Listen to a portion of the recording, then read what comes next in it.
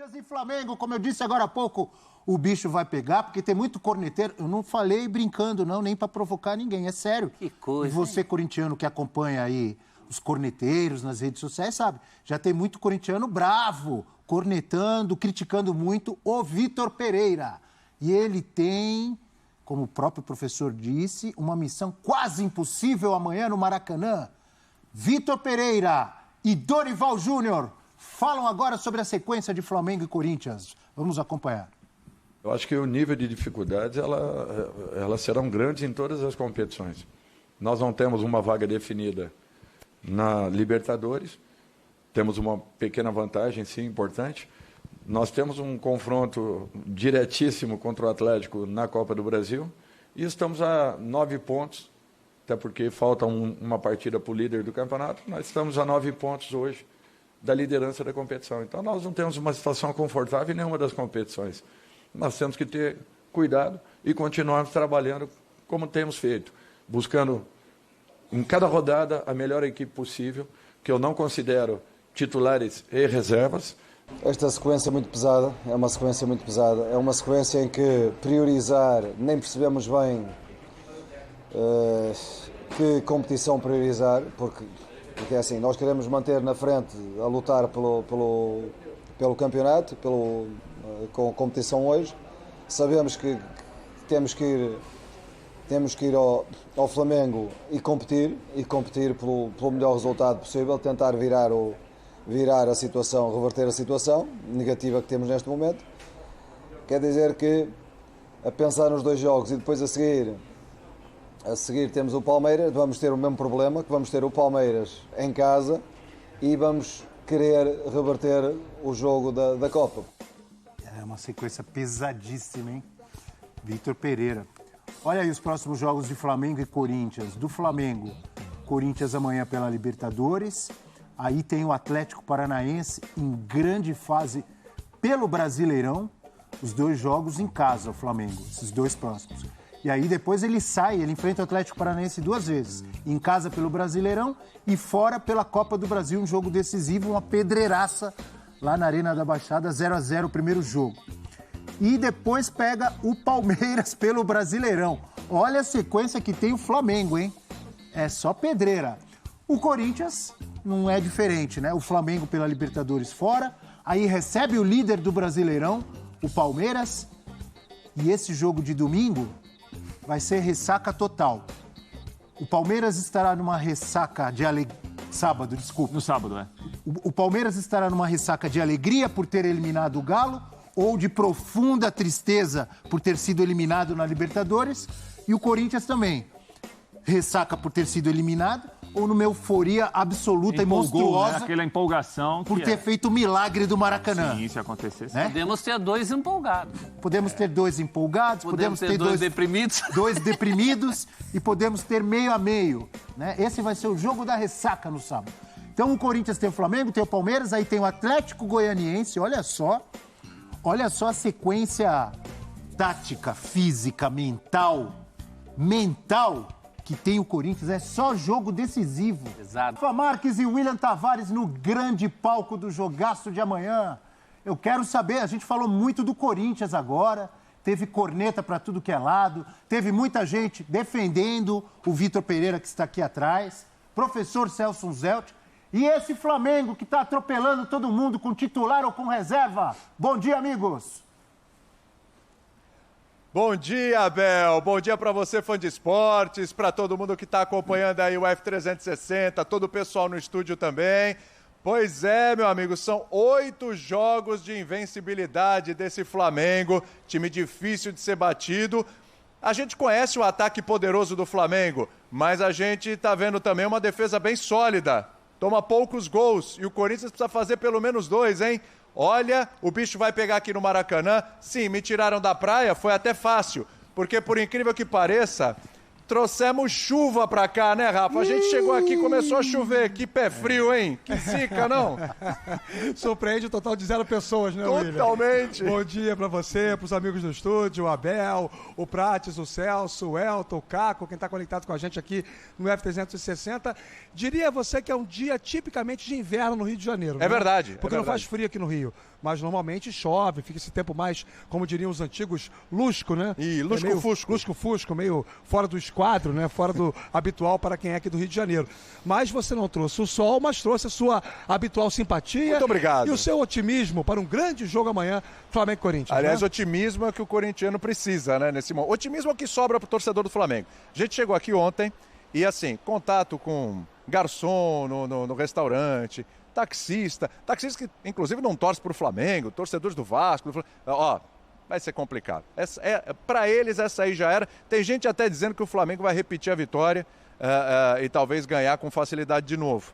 O torcedor do Corinthians tá com o pé atrás, mas tá com aquele fiozinho de esperança, aquela coisa, mas pintou um Renato Augusto no sábado, você vê que diferença ele já fez? De repente o William joga, o William aí questionado, né? De repente, né, com sangue nos olhos, querendo provar alguma coisa, pode entrar e resolver. De repente o Yuri Alberto desencanta. O torcedor do Corinthians tá com aquela coisa assim, é difícil, mas tem um fio de esperança ali, tá? Quem precisa acreditar, né? Não tá morto quem peleia, não é verdade, né? Essa história? É o que dizem, né?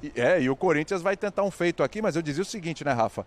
É uma defesa... O Corinthians precisa fazer 2 gols. Mas o Flamengo hoje tem uma defesa, um sistema defensivo muito consistente. Inclusive, nesse último final de semana não levou gol do São Paulo, mas nem é a defesa titular, nem era o time titular, só tinha o Santos, né? E ainda assim, mesmo com titulares ou com reservas, é um time defensivamente muito consistente, ganhou essa característica que não tinha também, né, Rafa? Eu acho que aí está a materialização do conceito de elenco, né, William? A gente fala sempre que os times grandes, né, times muito poderosos, que têm muito dinheiro, precisam ter bons elencos, né? O Flamengo está conseguindo em 2022 algo que não aconteceu até agora, desde 2019. E não acontecia em 2019, porque na época, eu sei que o Celso odeia quando a gente fala sobre aquele que não se deve nominar. Ei, cuidado, né? cuidado. Vamos deixar o homem nervoso logo no começo do dia. Ainda mais hoje, né? Não, enfim. não. Mas desde aquela época de 2019, o Flamengo já não tinha esse conceito de elenco. O Flamengo tinha um ótimo time, tanto que o Jorge Jesus não revezava, era o time titular na Libertadores e no Campeonato Brasileiro, jogo em cima de jogo, foi muito criticado e ganhou as 2 competições. Depois com o Domenic houve o início de um rodízio, o Paulo Souza fez muito isso agora, acho que foi o pior dos defeitos que ele cometeu dirigindo o Flamengo. O que a gente pode dizer hoje é que o Dorival consegue exercer o conceito de elenco, independentemente das peças que entram em campo, o Flamengo tem uma forma de jogar. Tem um modelo estruturado de um time com transição em velocidade, um time que explora muito a qualidade técnica individual, tem uma autoconfiança plenamente recuperada de jogadores que até outro dia estavam sendo execrados pela torcida. Um deles é o Marinho, por exemplo. Sim. Ele entra no time reserva e vai bem. Então você tem N fatores que ajudam a explicar esse momento do Flamengo. Nas condições normais de temperatura e pressão, daí até para dizer que o melhor Corinthians, com o Renato Augusto, com o William, seria um time capaz de enfrentar o Flamengo até conseguir uma vitória aqui. Mas as condições não são normais de temperatura e pressão. Sim. O Corinthians perdeu o jogo de ida por 2-0, o Corinthians não vive um momento anímico bom, o Corinthians não tem todo mundo 100%, então é um Corinthians quebrado, um Corinthians menos forte, contra o Flamengo extremamente poderoso, num cenário totalmente favorável. É claro que é futebol, e por ser futebol, a gente pode ter amanhã uma vitória do Corinthians numa classificação, por que não? Pode acontecer. Mas é importante dizer que o Flamengo não perde há 8 jogos, são 7 vitórias e um empate. A última derrota foi para o Corinthians pelo Campeonato Brasileiro. É um Flamengo que tem um sistema defensivo sólido, 2 gols sofridos em 8 jogos e um ataque com 18 gols marcados. Enfim, são vários fatores que, independentemente de ser o time titular ou de ser o time reserva, o Flamengo exerce hoje. E é bom dizer o seguinte, né, pra muita gente que diz, mas esse Flamengo aí, é o Flamengo do Dorival, pegou o América, pegou o Cuiabá, né, teve adversários. Gente, nesse meio tempo aí, nessa sequência de jogos, teve o próprio Corinthians, teve o São Paulo. Mas não era o melhor São Paulo também, porque o São Paulo também tá de olho no jogo contra o Ceará, mas era o São Paulo no Morumbi. O próprio Atlético Mineiro, o 2-0 aqui no Maracanã, o 2-0 da classificação. Então teve adversários que de alguma forma ou outra colocaram em xeque aí essa defesa do Flamengo. E a defesa do Flamengo se saiu bem. Claro, você vai falar, o Corinthians não chuta muito a gol, tem esse problema e tal, etc. Mas ainda assim, era um jogo complicado em Itaquera e o Flamengo sobrou naquela partida. É verdade, e acho que foi um jogo que mostrou a diferença hoje dos dois times. Acho que a única vez que o Flamengo foi desafiado nesse período todo, desde a derrota com o gol contra do Rodinei até hoje, foi naquele jogo contra o Atlético Paranaense pela Copa do Brasil. Isso, o 0-0. E que o Flamengo não consegue fazer um gol. Mas também não sofre. Não sofre, né? Mas faz 27 finalizações, tem mais de 70% de posse de bola, porque às vezes o time tem posse de bola, mas não é uma imposição técnica, é um controle de jogo no máximo, mas não chuta muito, não foi o caso. O goleiro, o Bento, foi o craque da partida naquele dia no Maracanã. Então você tem várias questões aí que ajudam a solidificar. Até no dia em que o Flamengo não venceu, foi um empate em que se considerou acertadamente que o Flamengo jogou bola. Então acho que o cenário para amanhã está muito estruturado para o Flamengo avançar, mas é um grande clássico, é um choque das duas principais torcidas do país, tem muita coisa em jogo, muita rivalidade e, acima de tudo, uma vaga na semifinal, né? E outro detalhe para trocar figurinha com o pessoal do estúdio também é o seguinte, né, Abel?